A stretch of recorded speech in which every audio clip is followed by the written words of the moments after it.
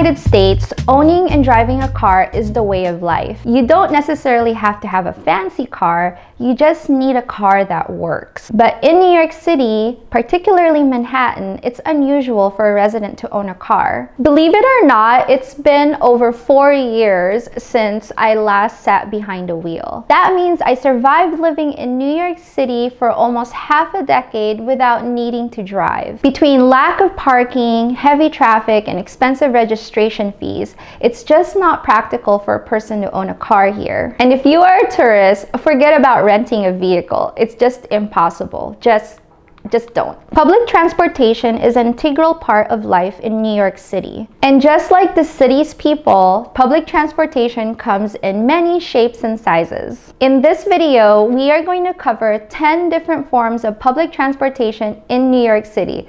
That's right, 10. But before anything else, welcome and happy New Yorking. My name is Thea and you are watching Urban Caffeine, where we talk about urban life, culture, and getting around New York City. If you are new to my channel, welcome and thank you for being here. I invite you to hit the subscribe button and notification bell so you won't miss any future videos. And if you're a returning viewer, thanks for coming back. Why don't we celebrate by hitting that like button?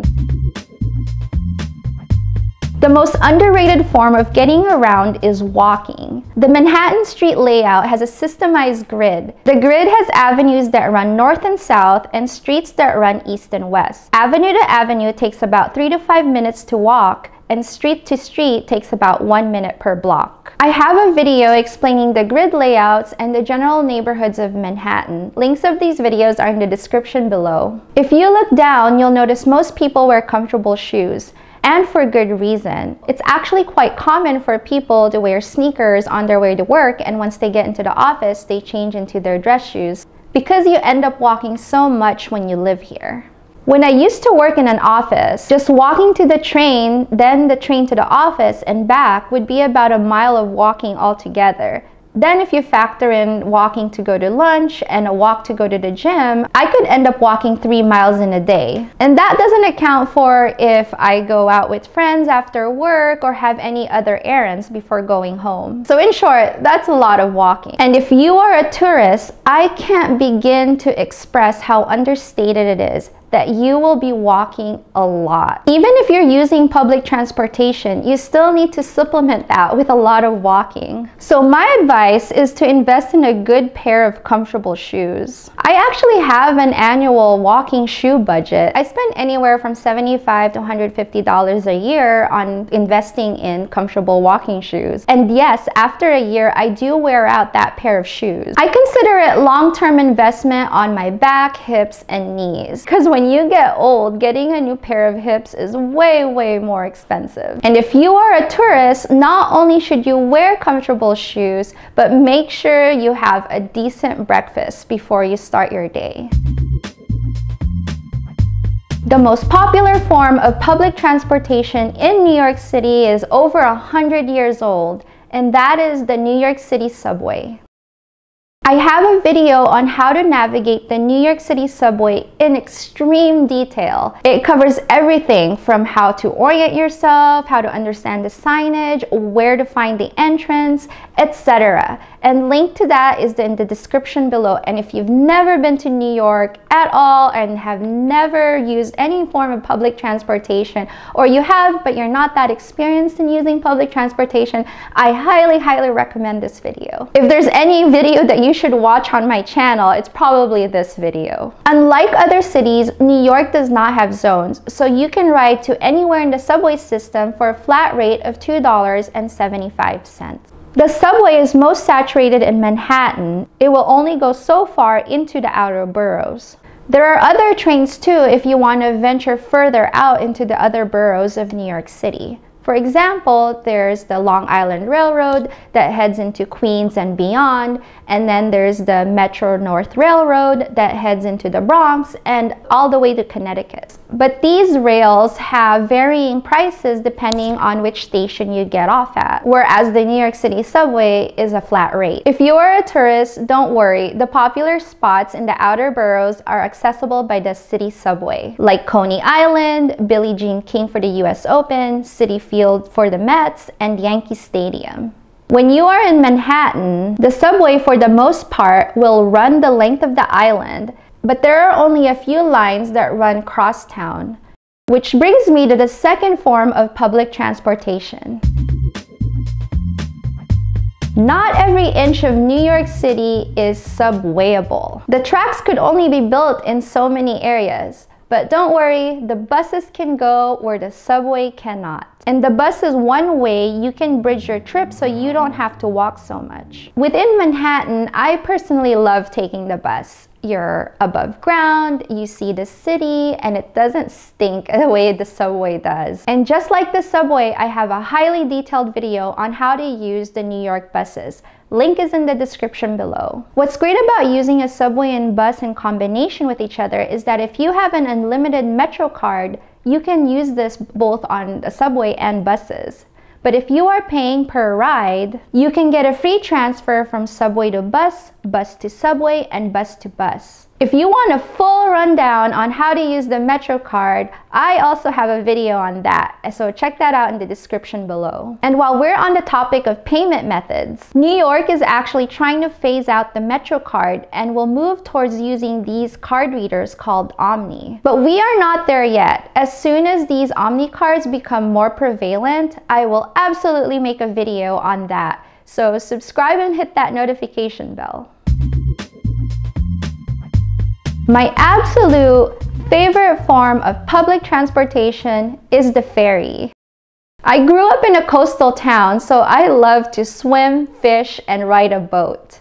And if you have lived next to the ocean for a very long time, you probably might notice that there's a certain feel and smell to the air when you're around the East River.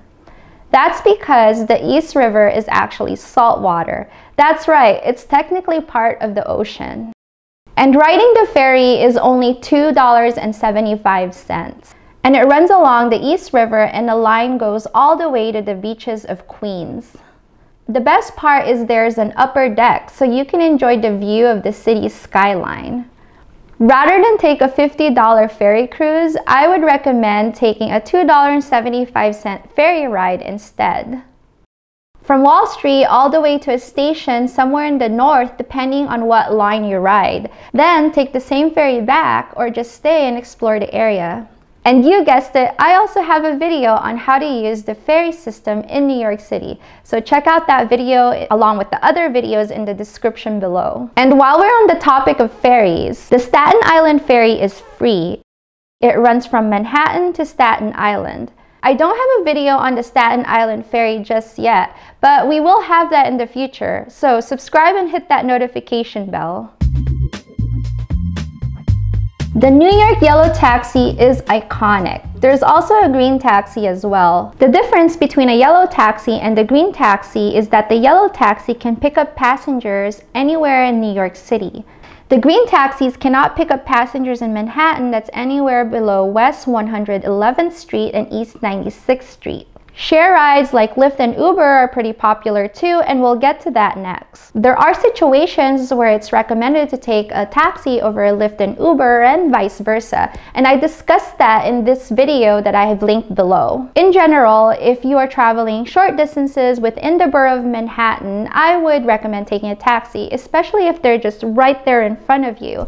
So you don't have to do the dance of syncing up with your Uber or Lyft driver. And also it's generally cheaper compared to a Lyft and Uber. The expected tip is 15%, 10% if the service was meh, and 20% if the cab driver made your day. And if you're giving directions to your cab driver, give the cross streets nearest your destination and not the address. Check out my detailed videos on how to use the yellow taxis of New York City.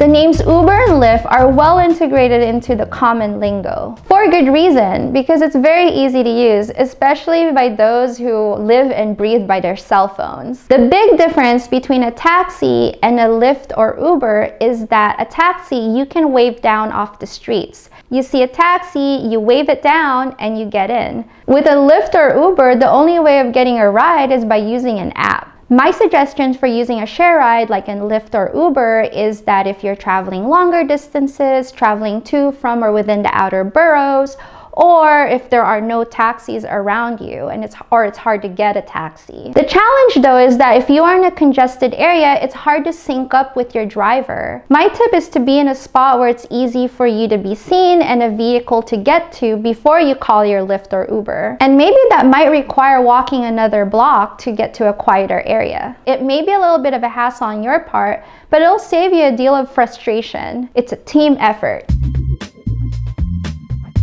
New York City is a communal city. People do laundry without even owning their own washer and dryers. In the same vein, people bike without owning bicycles. This is because of Citibike. Citibike is a bike rental system that has stations all over the city. The idea is that you take a bike from one station and return it by docking it to another station, ideally near your destination. It's pretty affordable despite their complicated fee details. For details on how to ride and pay for a Citibike, check out my video on that. But if you didn't eat enough breakfast and don't have the energy to pedal around a bike, you can also rent a city e-bike, or you can rent a Revel moped. These are mopeds for rent. They don't have docking stations like the Citibike. You just locate one on your app, then you ride it, and then when you get near your destination or at your destination, you park it somewhere legal, then someone else will eventually rent it out after you. I personally have not ridden a Revel, and I don't know if I ever will, but if you have, please comment down below. I would love to know what your experience was like. But if I ever do decide to ride a Revel someday, then I will definitely make a video with that experience. People ride pedicabs and carriages not really to get around, but for the experience. Only ride one of these if you are good at negotiating and bargaining. And in the future, I actually do want to make a video on how to negotiate in New York City, because believe it or not, there is an art to it. Prices among carriages and pedicabs are not consistent. It is agreed upon between you and the driver, although there is a ballpark that you can operate in when you're negotiating for these. I personally know of someone who recently took a carriage ride and they paid $60 for the full hour. I think that's a good price. Comment down below if you think otherwise. You can usually find these carriages and pedicabs near Central Park, Times Square, and other hot spots for tourists. And lastly, the tram travels to and from only two spots, Manhattan and Roosevelt Island. Roosevelt Island is this small strip of land in between Manhattan and Queens. It's a nice little area to visit, and I have a video guide on what you can see on Roosevelt Island. If you have an unlimited ride on your Metro card, the tram is included. Otherwise, it's $2.75 for a single ride. It runs every 10 to 15 minutes. There are other ways to get to Roosevelt Island. You can use the train, you can walk, drive, but this is a fun little alternative. I only mentioned 10 different ways of getting around in New York City, but there are other alternatives from getting from point A to point B. For example, you can take the hop-on, hop-off tourist buses, or you can take a helicopter ride. If you would like to share other alternatives on getting around New York City, comment down below. As you can see, I have referenced a ton of videos on transportation in New York City, and all of them are linked in the description below. And I also have an entire playlist on New York City transportation, so check that out as well. I hope you enjoyed this video. Don't forget to subscribe and hit that notification bell so you will never miss a future video from this channel. And at the very least, hit that like button so that YouTube knows my channel is helpful and relevant and it can get pushed to other viewers. With that, thank you so much for watching and happy New Yorking!